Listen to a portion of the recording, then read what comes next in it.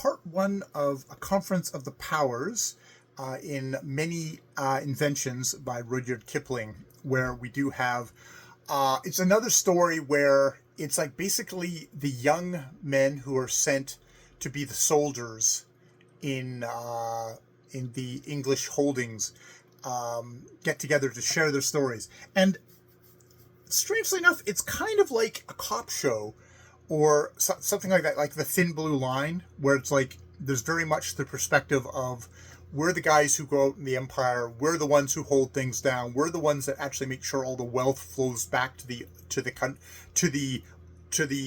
England.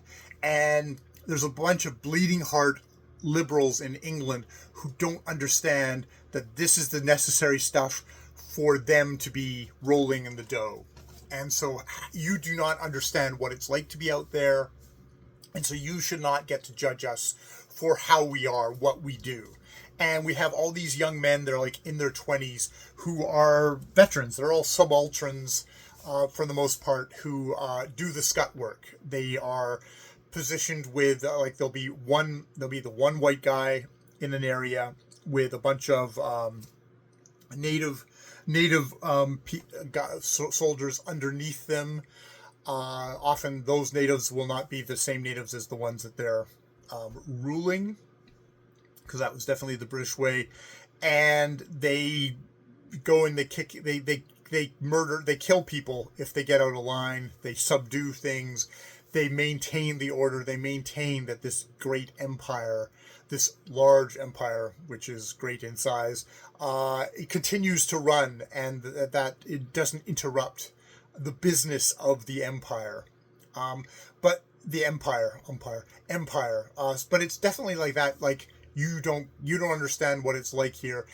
You're just bleeding heart liberals. This is what we do to make sure that you get your wealth. It's like, it's not probably unlike what a modern soldier might feel about people kind of going on about how we're being shitty in other parts of the world. It's like, yeah, well, we're doing that so you can get your oil, that you can get the resources that all flow back to Canada, the United States.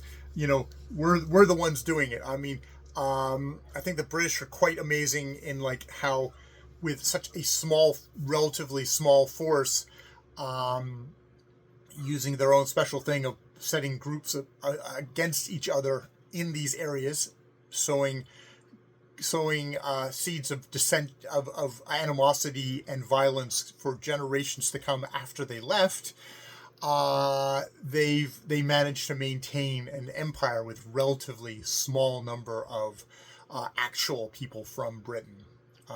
So yeah, we've got the infant telling his story at the beginning. This is all to a novelist who's written a book, but is completely ignorant. This isn't a Kipling. This is definitely not a Kipling stand-in. This is somebody who's a novelist of England itself, of the UK itself, and does not understand any of the language that's going on or what these people do. He's shocked when he finds out that they've all killed people in the line of their duty. It's like, you've actually killed people? It's like, how did that make you feel? And the guy's like, yeah, it made me feel thirsty. It's like, yeah. So we've got the infant, we've got Nevin, we've got Boilu, Boilu,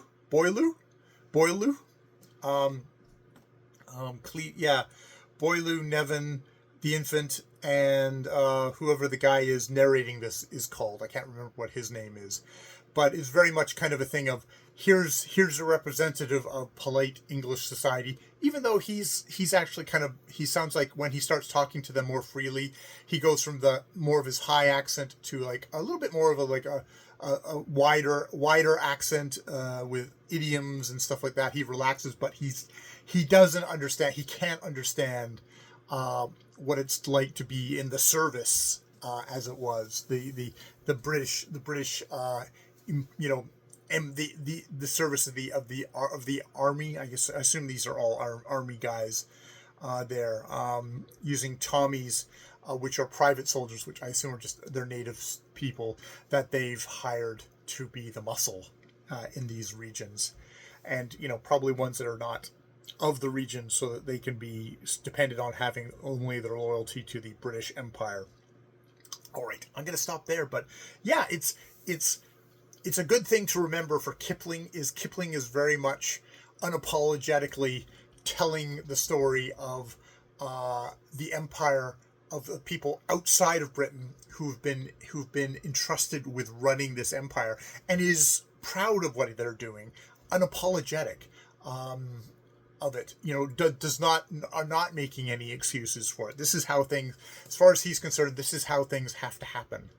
And whatever means necessary, and however brutal it is, there's a certain kind of like, well, these people, you just got to slap them around kind of mentality there.